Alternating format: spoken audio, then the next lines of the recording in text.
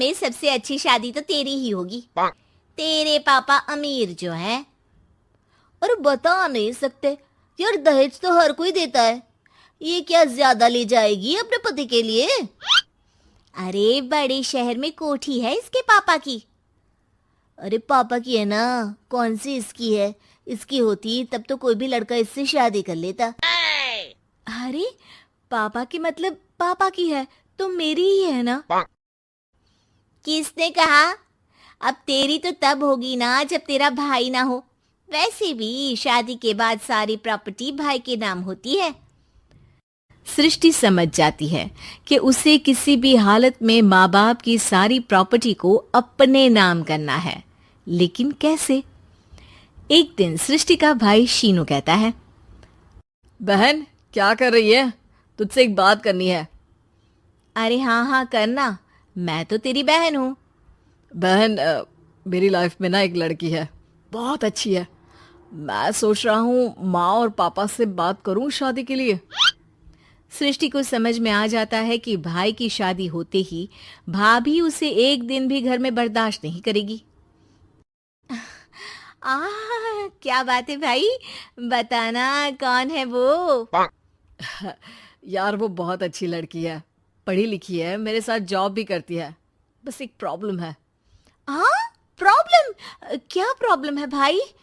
यार वो शादीशुदा है, लेकिन उसके पति ने उसे सिर्फ इसलिए छोड़ दिया क्योंकि उसके माँ बाप दहेज नहीं दे पाए। सृष्टि ये सुनकर न जाने क्यों खुश हो जाती है। अरे भाई तो क्या हुआ, लड़की तुझे तो पसंद है ना? शीनू को लगता है कि बहन उसे समझ रही है। वो इस बात से अनजान होता है कि उसकी बहन की मंशा पूरा घर हड़पने की है। सृष्टि अपनी माँ से कहती है, मम्मी मुझे तो बहुत चिंता है। पता है शीनू क्या कर रहा है? अरे क्या कर रहा है? वो तो काम पर जाता है और वापस घर आता है। नहीं ना माँ, वो यही तो नहीं कर रहा, बाकी सब कर रहा है। आपको पता है उससे प्यार है, और वो भी एक शादीशुदा लड़की से। हैं? ये क्या हो गया? मैं सोसाइटी में क्या मुंह दिखाऊंगी? अरे तेरे पापा तो यही कहेंगे कि मैंने ही उसे बिगाड़ दिया है। माँ देखो, मेरी बात मानो, पापा पर भी विश्वास करने की जरूरत नहीं है। अब आप ही बताओ, पापा इतनी देर घर के बाहर रहते हैं क्यों? बोलो। अरे बेटा वो तो नौकरी करते हैं ना। तू बहुत भोली है माँ। पापा का ऑफिस तो 7 बजे खत्म हो जाता है, लेकिन देखो कितनी देर से आते हैं। अरे नहीं नहीं बेटा, ऐसी कोई बात नहीं है। सृष्टि माँ को एक औरत से बात करते पिता की फोटो दिखाती है। देखो माँ, कैसे हैं पापा? मैं ना कहती थी कि पापा सही नहीं है। मैं तेरे पापा से बात करूंगी, दे फोटो मुझे। ओ माँ, वो तो डिलीट हो गई।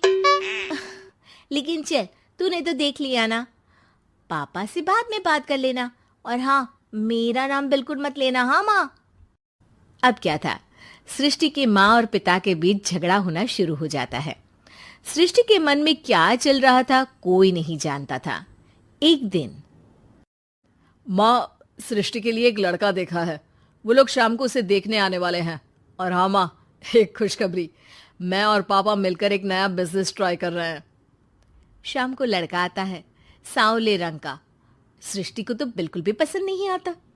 लड़की की माँ कहती है, लड़की का चेहरा तो कोई खास नहीं, लेकिन अगर मेरे बेटे को आप लोग सेटल कर दें तो मैं उसकी शादी आपकी बेटी से करवा दूं।